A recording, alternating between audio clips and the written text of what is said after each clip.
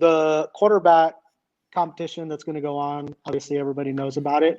But if you peel back a layer of the onion, I think there's another competition going on in the background that has to do with the quarterback competition, and that's the competition between the coaching staff and the front office. In the front office, yep. I mean, because like when you start looking at this, how's that going to go down? Are they just going to say, you know what, Trey's put in all the work. This is Trey's job to lose. Yeah. Are they really going to give Jimmy a legit chance to win the job, even though he's kind of throwing that away for himself? Right. If the coaching staff wants Trey Lance to win the job, are they going to make that a self-fulfilling prophecy? Right. Yep. I mean, because we all know we have John Lynch on one side, Jed York's come out and said it. I mean, they're kind of pushing the Jimmy narrative, and Kyle is pushing the I want a new quarterback other than Jimmy, and Trey Lance happens to be that quarterback narrative. So I think that could be real interesting how that actually plays out. We were on the Discord a couple of days ago, and that's why I asked you, like, do you get to see the full practices? Because I wanted to get your take after you see some to see if you thought, hey, they're really not giving Jimmy a lot of snaps. They're giving Trey a lot of more work than I thought. I will see 12 practices in August. I will let you know. I will be counting snaps, throws. I will have every piece of statistical information you will need to know about this quarterback competition. I am so excited to cover this. Now, earlier in the offseason, there was reports of a rift between Kyle and the front office. Do you think that could, get bigger during this training camp? It just seems very obvious that the coaching staff might want to start the future now with Trey Lance and move on. And the front office might say, no, a lot of our fans like Jimmy. We can win with Jimmy. We gave a lot of money to Jimmy. That's a $27 million. Yeah, we gave him $90 million, and you want to just cut him? Why don't we? We could still get a first-round pick for him. We could trade him. Why don't you just hold on? And it's like, well, what are we doing here? Is the goal to go all in every year, or is the goal to get some value for some player that you've already brought in as a replacement? What is the goal here?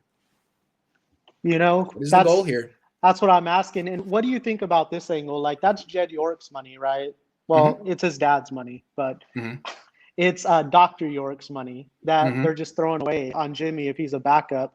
Do you think Jed will actually step up and step in? I mean, you reported that you think that happened draft week when they had that meeting. And something happened. There was a meeting on Monday. Something happened. And it's possible that Kyle Shanahan wanted Mac Jones and everyone said you're taking Trey Lance.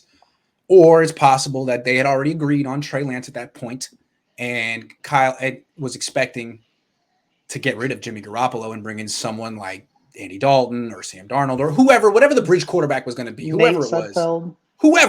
Whatever bridge quarterback they wanted. And Jed said, no, we're going to keep Jimmy for now. And I could see Kyle being upset. He would understand the ramifications. That's $27 million in cap space. We're not going to spend in the rest of our team. We don't have as good of a shot to win the Super Bowl that I wanted. I wanted to kind of get your thoughts on that because that's an angle that like not a lot of people are talking about. Everybody's focused on Jimmy, Trey, but like there's bigger stuff happening here that I don't. I agree, man. I think if they keep Jimmy, they're punting the season, and his front office and ownership being like, you know what, we don't really have an opportunity to win this year because no team's ever won with a rookie. So let's just keep Jimmy Garoppolo, pretend like we're going for the Super Bowl, but really it's all about trying to trade him next year. Don't punt the season. The NFC is wide open, and you have the second oldest roster in the NFL. Go for it now, please. You got Nick Bosa cheap now. You got Trey Lance cheap now. Go for it. The Seahawks almost pulled it off when Russell Wilson was a rookie. If they didn't have Matt Flynn on the bench making all that money, they might have done it. Did it the next year. Right. Come on. Cowards. That's true. So I have one more thing real quick. Please. Yep. So second thing I wanted to ask was, does every 49er fan forget that we drafted the third quarterback in this draft? Yeah. Like everybody thinks Trey Lance is Patrick Mahomes, the next Patrick Mahomes, which that dude is a once in a generation quarterback. I mean, these guys don't come out every year. Now everybody's convinced we have the best quarterback in the draft. He didn't get picked first. He didn't get picked second. He got picked third. And he was the third at his position pick. So third overall pick and the third at his position. Like, how good is this guy like going to be right out the gate? Look, man, I think if the pandemic hadn't happened, I think the pandemic hurt his stock and boosted Zach Wilson's stock. Zach Wilson got to play a whole season against terrible teams.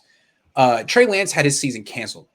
I think if it had been reversed, Lance would have been the second pick. Wilson, we wouldn't even heard of him. If BYU's season had gotten canceled, I would never know who Zach Wilson was. He had one good year in college. It was this year during the pandemic, which we wouldn't even know who he was. So I think it's possible that it was a very strange year, 2020, and the Niners actually got someone whose value could have been higher had there not been a pandemic. Whereas the Jets got someone whose value could have been non-existent had there not been a pandemic. You know what I'm saying? I don't know. I mean, these teams pay millions of dollars in their scouting to get it right, to get the right players that have the most talent. Patrick Mahomes, the Chiefs traded from pick 20 whatever to pick 10. They drafted him ahead of the most decorated college quarterback of all time, besides Tim Tebow maybe. And they drafted Patrick Mahomes out of Texas Tech ahead of Deshaun Watson. So usually the talent rises to the top. We got the third quarterback. I mean, I have high hopes for him.